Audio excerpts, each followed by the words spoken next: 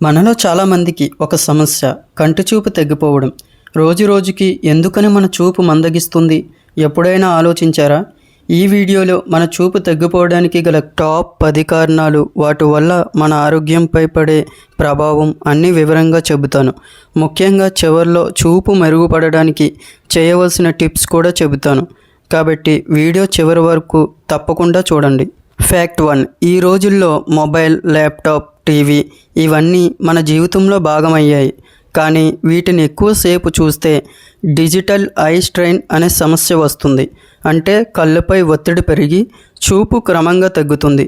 రోజుకు 5-6 గంటలకు మించి స్క్రీన్ చూస్తే కంటి బొమ్మ సరిగ్గా ఫోకస్ అవ్వదు. దూరం వస్తువులు బ్లర్గా కనిపిస్తాయి. ఫ్యాక్ట్ 3.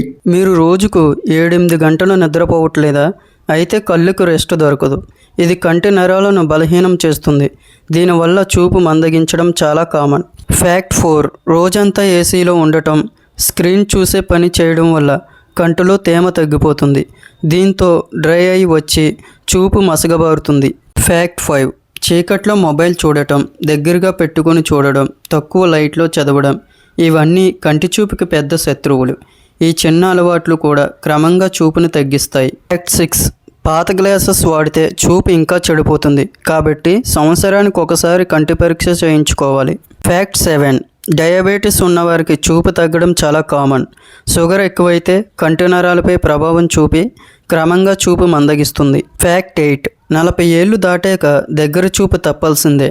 కంటిలోని లెన్స్ గట్టిపడి ప్రెస్బోఫియా వస్తుంది. ఫ్యాక్ట్ 9. కొన్నిసార్లు కంటి ఇన్ఫెక్షన్, ఎలర్జీ వచ్చినప్పుడు కూడా తాత్కాలికంగా చూపు తగ్గుతుంది. ఫ్యాక్ట్ 10. మన అమ్మ నాన్నలకు కన్నద్దులు ఉన్నాయంటే మనకు చూపు తక్కువయ్యే అవకాశాలు ఎక్కువ. ఇది జెనెటిక్గా వస్తుంది. ఇప్పుడు పరిష్కారం ఏంటి? మన చూపుని ఎలా కాపాడుకోవాలి? చేయాల్సినవి: రోజుకు 7-8 గంటలు నిద్రపోవాలి. విటమిన్ ఏ, ఒమేగా ఉన్న ఆహారాలు తీసుకోవాలి.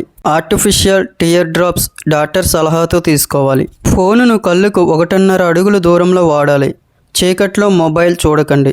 సంవత్సరానికి ఒకసారి ఐ చెకప్ చేసుకోండి. మీకు ఈ వీడియో నచ్చినట్లయితే లైక్ చేయండి. కంటి ఆరోగ్యం గురించి మరిన్ని వీడియోలు కావాలంటే కామెంట్ చేయండి. మరియు ఇలాంటి ఇంట్రెస్టింగ్ ఫ్యాక్ట్స్, హెల్త్ టాపిక్స్ గురించి మన ఛానల్ని సబ్స్క్రైబ్ చేసుకోండి.